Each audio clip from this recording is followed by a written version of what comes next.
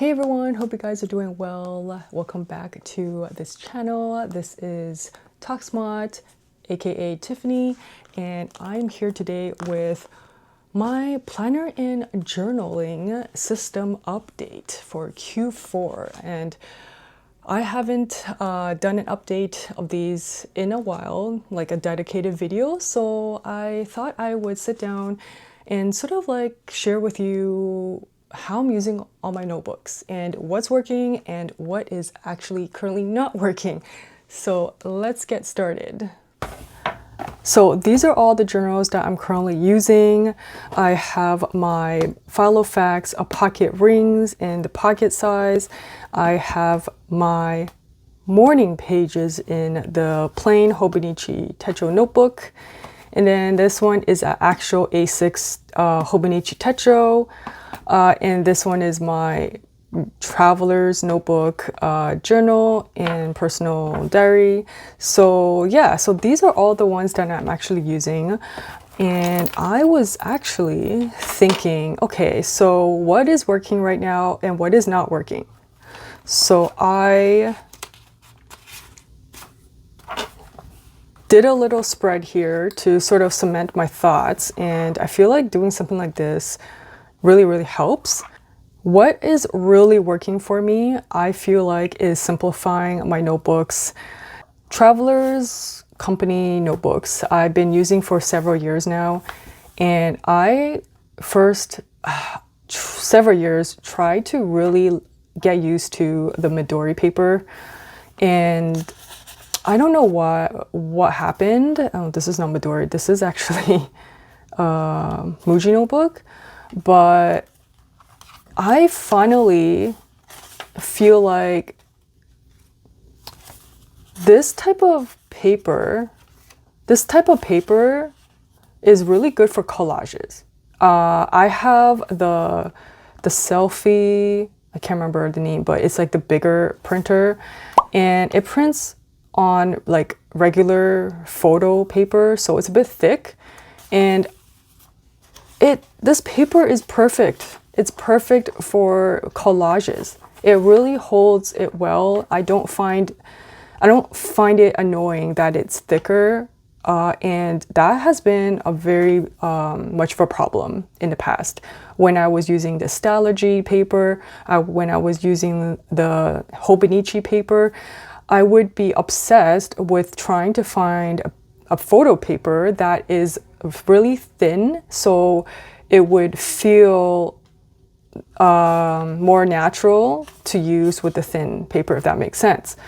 But now I can just like be really happy to use this Midori cream paper. Number one, it's cream, which I like. Number two, it really, like, even adding stickers and layers of that, it doesn't bother me with this paper. It handles it so well.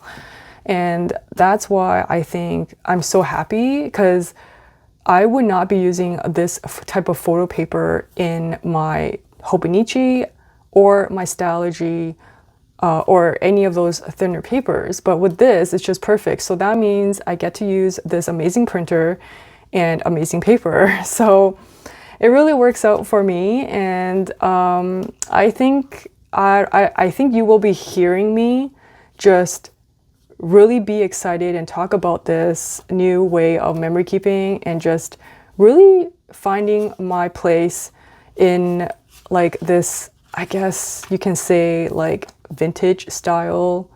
I don't know if it's really vintage style. I think it's just this old-fashioned collaging style that the TN community does. And I don't know, I'm just having like a lot of fun with it. I just love using minimal stickers and just letting the photo speak for itself. And that's the best part when I flip back and look at my old entries, because the photo really captures my attention and really triggers my memory. And yeah, it's just so good. So this is why I decided to really split up my journaling and memory keeping. And Usually I would think, oh, I'm saving a lot of time by combining it together in one notebook. And I know people do that. And I'm just very, I love how it looks, but I surprised myself by separating it. And I actually really love the separation. I feel like in my diary log, I can be more, I don't know, just like journal more privately and not be as restricted as like journaling about the event of where the photos were taken, and I can just like delve into my little own world, and I really love that. So I will probably do like a little flip through or something like that once I guess spend a little bit more time to really figure out how I like the system to be in this particular personal journal, because I am trying something different. Yeah, so that is the reason why this is working so good for me. So, oops, I still have some collages I actually have to catch up on. And then number 2 is my morning pages. My morning pages, I sometimes don't really have the time, but I really try to do at least like 1 page. I think like for the first 2 weeks, I really was good in really filling out 3 pages. And I feel like it's going well, but I do find it harder and harder to do it every morning. I think if I don't remember, that's the problem. So if I don't remember, I'm not going to make time for it. And if I don't have time, I'm probably not going to do it. So, but yeah, so far I am really enjoying it. Do I find it redundant? Yeah, a little bit, because I also journal in here, and then I find myself journaling about sort of the same thing in here. But I don't know. So I think that depending on how the course goes for me, the artist way, I will probably keep this into 2026 and keep doing it. And then my planner and tracker. So this is where I'm planning to track a lot of my habits, and basically any catch-all that doesn't go into here, it will go into this planner right here. I'm really loving it, and I find it really, really good. And it's probably the most flexible journal or planner system you can do is in a rings binder. If you're good with design, you can design your own inserts. There's so many Etsy sellers selling different inserts, including myself. I have graphic design background, and I am able to use my skills in that area. So I feel like it gives me a lot of freedom for creativity, but also to be productive in my day. So I really, really love that. And if you get bored with the design or the theme, you can always like change it up and refresh the planner quickly, and it gives really quick instant gratification. For example, like my friend went to Japan recently and bought some mofu-san for me, and then she gave me this card that they stamped at the shop. So it was really easy to add it in here. All I did was hole punch this to the correct size and then just add it in here, and now it's like a little fly leaf on top. So yeah, that makes me really happy to just see it there. And yeah, just like little stuff like that really goes a long way for any ring planner. And that's why I love it. So I also have some actual vintage cards and stickers in here, have some shopping lists, and I do have a video, so I won't go through the details, but I do have like a setup video, but I'll probably do another update at the end of the year once I figure everything out. I have some ink inserts that I designed, tracking my ink collection and then my currently ink, because I can never remember what's in my pens. I don't know what it is, but yeah, it's always better to have like a place to just write down all the nibs and the brand of ink and the actual pen. So that really helps. And yeah, so I designed this as a bundle in my Etsy shop. So if you're interested, go check that out. Have some brain dump. This is like a freebie. Let's see, freebie down below. I can link that.